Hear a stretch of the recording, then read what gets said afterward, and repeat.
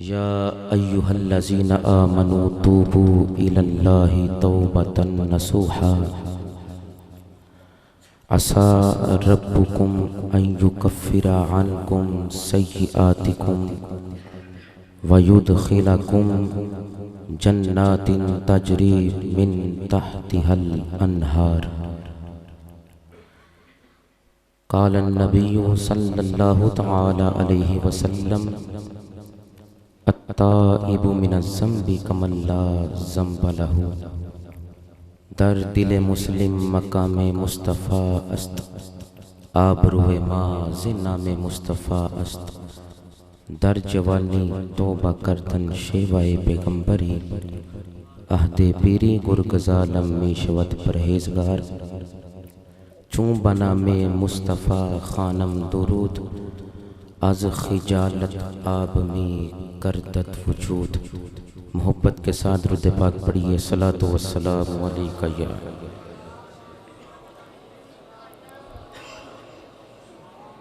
فرشتہ نبی علیہ السلام کی بارگاہ میں حاضر ہوا،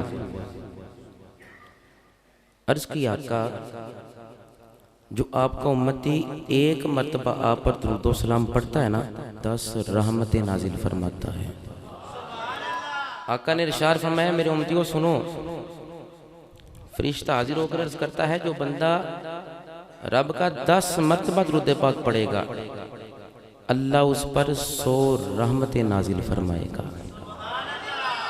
وہ فرمایا میرے امتیوں جو میرا امتی 100 مرتبہ مجھ پر درود پاک پڑھے گا، اللہ اس پر 1000 رحمتیں نازل فرمائے گا۔ اور فرمایا جو امتی میرا 1000 مرتبہ مجھ پر درود پاک پڑھے، اللہ رب العزت اس کے بدن کو، اس کے جسم کو جہنم سے آزادی عطا فرما دے گا۔ وَعَلَىٰ آلِكَ وَأَصْحَابِكَ وَأَزْوَاجِكَ وَآبَائِكَ یا سیدی یا رحمت للعالمین۔ گرامی قدر حضرات، آپ سب کو معلوم ہے کہ شعبان کی 15ویں رات ہے۔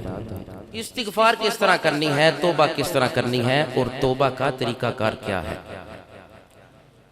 اللہ رب العزت میری زبان پر کلمۃ الحق جاری فرمائے، ہمیں سن سنا کر عمل کی توفیق نصیب فرمائے۔ یہ ہوتا ہے یا ایھا الذین آمنوا،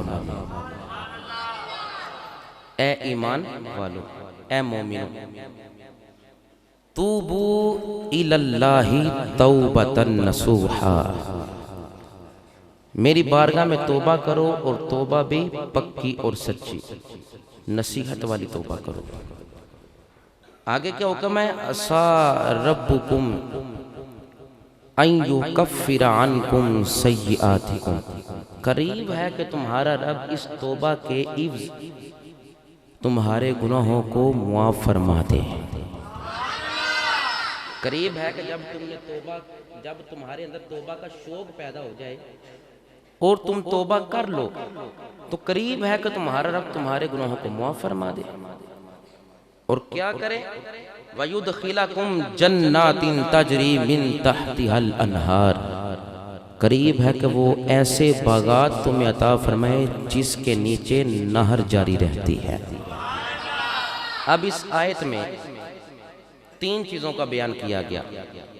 یا ایھا الذین آمنوا توبوا الی اللہ توبۃ نصوحا، اور آگے بیان کیا گیا قریب ہے کہ تمہارا رب اس توبہ کی عوض تمہیں جنت عطا فرما دے۔ اب اگر امام حسن بصری کو پڑھوں، امام حسن بصری وہ ہیں جو ڈائریکٹ مولا علی کے شاگرد ہیں۔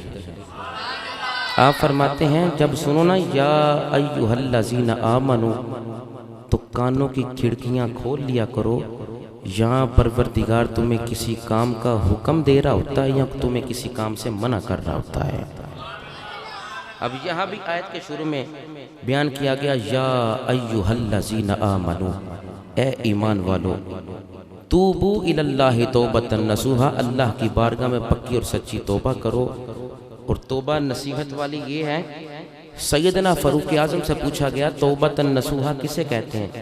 فرمایا جس طرح تھنوں سے دودھ باہر آ جاتا ہے واپس نہیں جاتا، انسان معصیت سے سیئات سے باز آ جائے اور ایسا باز ہے کہ دوبارہ گناہ کی طرف نہ لوٹے۔ یہ ہے اس آیت کا مفہوم۔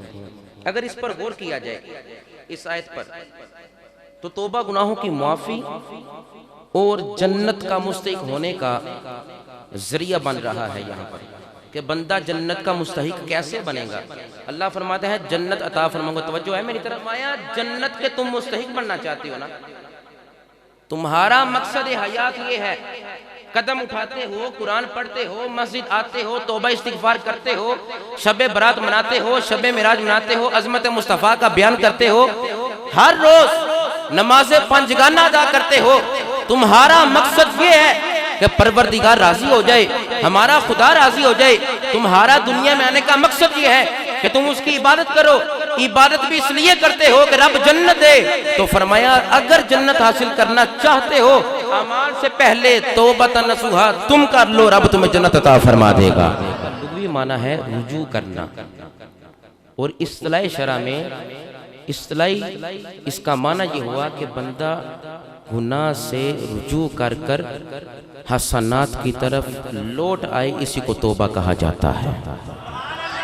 یعنی گناہ سے باز آ جائے، ہٹ جائے گناہ سے، صراط مستقیم پر آ جائے، سیئات سے دور ہو جائے، نافرمانیوں سے ہٹ جائے، اللہ کی نافرمانیوں سے دور ہو جائے، اللہ کی ناراضگی سے بچ جائے، اللہ کو ناراض کرنے والے کام نہ کرے۔ فرمایا اگر تم جنت کے مستحق بننا چاہتے ہو، اگر تم خدا کی رضا چاہتے ہو، اگر تم یہ چاہتے ہو کہ تمہارا پروردگار راضی ہو کر تمہیں جنت عطا فرمائے، تو فرمایا گناہوں سے تم بچ جاؤ، پکی اور سچی توبہ تم کر لو، رب کریم تمہیں جنت نصیب فرما دے گا۔